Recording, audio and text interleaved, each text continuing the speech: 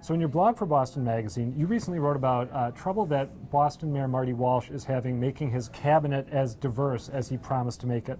Why isn't it as diverse as he said it would be, and is he going to be able to change that? Well, I think that, my sense is that he's sincere about the desire, but I think that, this is a guy who, as I've pointed out before, has never really run anything, has never had a lot of employees, and, during the campaign, he and a lot of other candidates were going around talking about diversity. Oh, of course, I'm going to make the cabinet look like the city, 50% minority and so forth.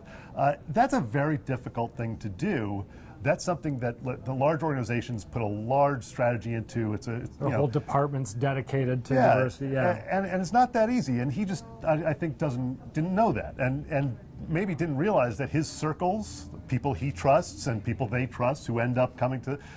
Elaborate on that a little bit. What are his circles? Well, he's very Savin Hill, Dorchester. He's very, from the building trades, which has been in Boston a very sort of white enclave. Beacon Hill is a very white enclave, frankly. So you get people like former State Rep Gino Flaherty, hired as Corporation Counsel, Joyce Linehan, his friend and advisor. Joe Rull. And also what I point out in my post is that the Menino administration, they didn't get a lot of flack for it, but they were not good about diversity in race or gender, frankly, especially at the high levels. And so the holdovers and people who you might have trouble getting rid of, or who you need because they know the ropes or whatever, those were primarily white men too. So there were a number of different factors. I think he's sincere, but I think it's going to take a while. All right, David Bernstein, thanks Peter, as always. You and I were chatting about Martha Coakley earlier, and you believe that despite good poll numbers, despite being sort of the odds-on favorite to win the Democratic nomination, that she is not as invulnerable as people may think. Why is that? No, I think she's politically challenged, and if you look at recent events, there's three things that stick out. Most recently, she was asked, how much is the gasoline tax, and she didn't know it. I mean, she was off. That is not in and of itself something to disqualify her, but it makes for a killer attack ad.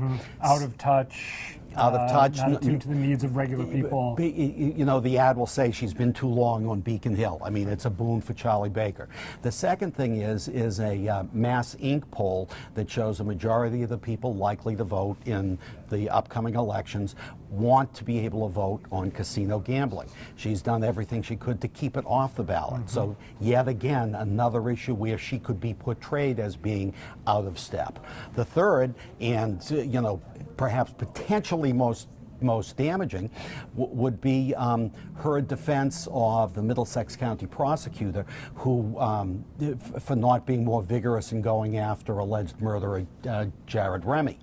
Boy, you talk about a killer attack ad.